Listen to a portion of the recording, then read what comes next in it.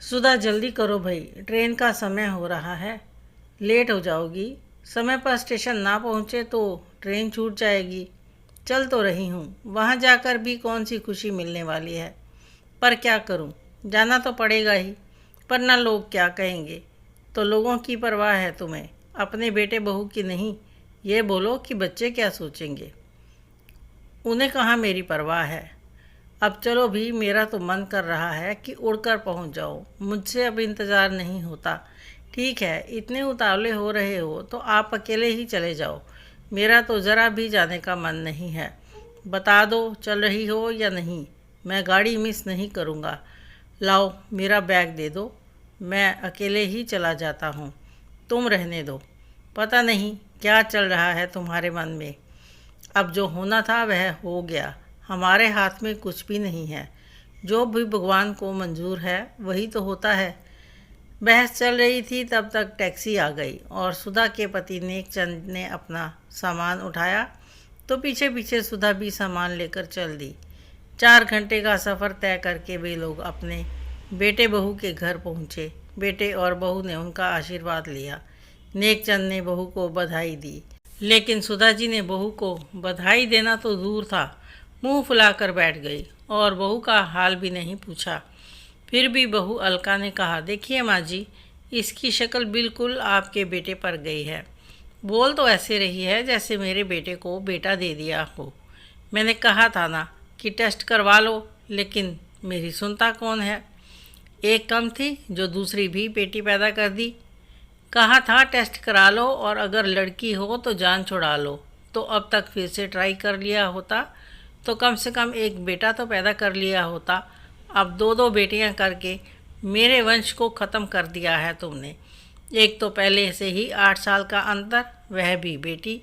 अरे मैं कहती हूँ कि अब भी कुछ नहीं बिगड़ा है, किसी को दे दो। मैं तो कहती हूँ कई ज़रूरतमंद मिल जाते हैं जिनको बच्चा नहीं होता। किसी की गोद भर जाएगी और दुआएं मिलेंगी तो फिर से ट्राई कर लोगे तो हो सकता है कि बेटा हो जाए। माँ, आप सफ़र करके आई हो तो थक गई होंगी।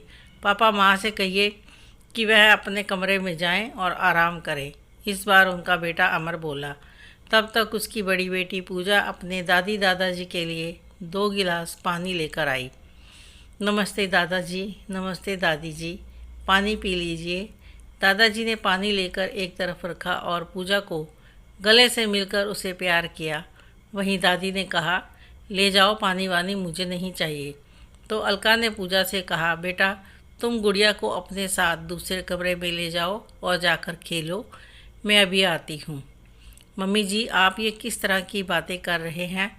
गलत क्या बोला मैंने? तुम लोगों से पहले भी कहा था तो तुम नहीं माने, और अब कह रही हूँ कि इसे उठाकर किसी को दे दो। अभी तो कुछ ही दिनों की है तो ज़्यादा तकलीफ़ नहीं होगी, और बेटा पैदा हो जाएगा तो इसे भी भूल जाओगे। वाह मम्मी जी, आपने तो कितनी छोटी बात कह दी कि तकलीफ़ कम होगी। जो तकलीफ़ मैंने 9 महीने तक झेली है और इसे जन्म देने का दर्द सहा है, वह कुछ भी नहीं। क्या बच्चे पैदा करना आसान है? और अगर दोनों में 8 साल का अंतर आ भी गया तो क्या हुआ? जब हमें सही लगा तो हमने दूसरा बच्चा प्लान कर लिया। और अगर लड़की हो गई है तो क्या हुआ? जो भी है मेरे ही जिगर का टुकड़ा है। और आज लड़की और लड़के में क्या फ़र्क है क्यों नहीं? लड़की तो एक दिन पराए घर चली जाएगी, बेटा होगा तो वंश आगे बढ़ेगा, तुम्हारे बुढ़ापे का सहारा बनेगा। मैं तो तुम्हारे फ़ायदे की ही बात कर रही हूँ, पर तुम्हारी समझ में नहीं आता। अरे लोग भी तो यही करते आए हैं। जब टेस्ट की फैसिलिटी है तो क्यों ना फ़ायदा उठाया जाए। आप सही कह रहे हैं मम्मी जी। ये जो टेस्ट की फैसिलिटी है ना, इसी के रिज़ल्ट है कि आज 35-40 साल के कुंवारे घूम रहे हैं, लेकिन उनकी शादियां नहीं हो पा रही हैं क्योंकि उनकी उम्र की लड़कियां ही नहीं हैं। और आज भी आप जैसे लोग चाहते हैं कि लड़की को कोख में ख़त्म कर दो और लड़के पैदा करो।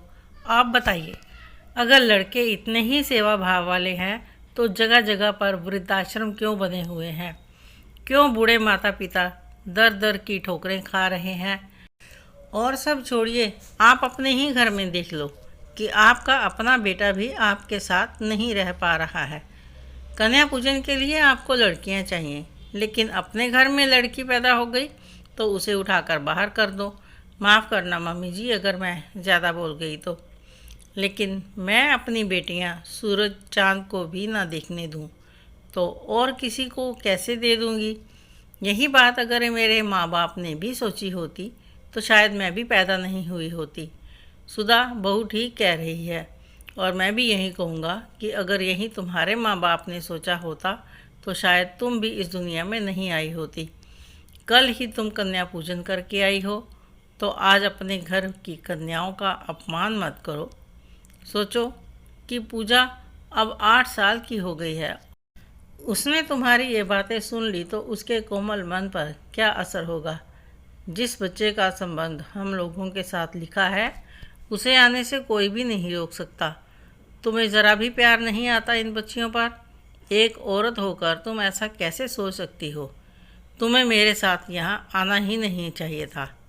अगर मुझे पता होता कि तुम यहाँ आकर यह सब करने वाली हो तो मैं ही तुम्हें साथ लेकर नहीं आता।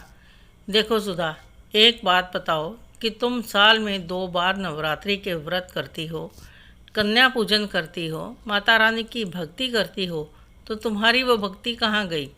तुम पोता मांगती रही तो फिर भी उसने तुम्हारी सुनी क्यों नहीं? तुम्हें फिर से एक और पोती दे दी।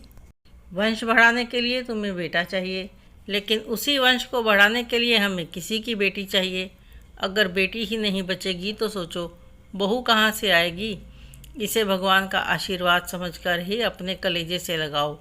भूल जाओगी कि ये बेटी है या बेटा। अगर आज बेटियां कम हैं तो इसकी वजह भी तुम जैसी औरत ही है। आपको यह कहानी कैसी लगी कमेंट करके अवश्य बताएं। अच्छी लगी हो तो लाइक करें, शेयर करें, सब्सक्राइब अवश्य करें। धन्यवाद।